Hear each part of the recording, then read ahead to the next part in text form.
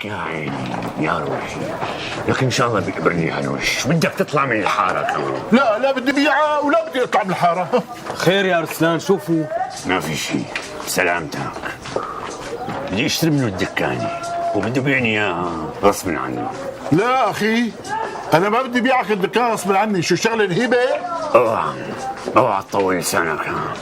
انا ما عم انهبك، عم ادفع لك حقها. يا حبيب قلبي عم يدفع لي حق الدكانه 100 مصريه وهي بتسوى 500 مصريه. افرح بعبك اني عم ادفع لك 100 مصريه. شو رسلان؟ من وين متعلم هالحكي الحلو هذا؟ لا وعينك جقرة كمان صايرة. شو؟ الظاهر ال100 مصرية بلشت تاخذ مفعولها؟ ايه بلشوا ياخذوا مفعولهم. احسن ما اكلهم. شو رايك؟ انت جرب اعملها. قسما بالله لاعدمك بنص هالساحة هاي. لك انت ما عاد استحيت؟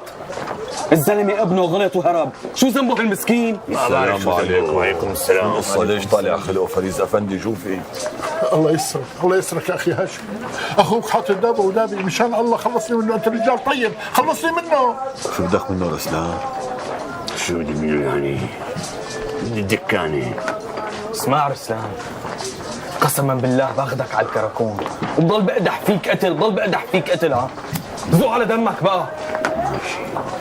معلش فريز افندي طول بالك الله يخليك وزرعها بدقني.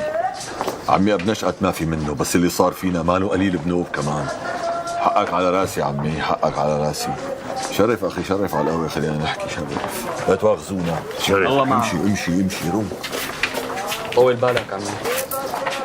حاول.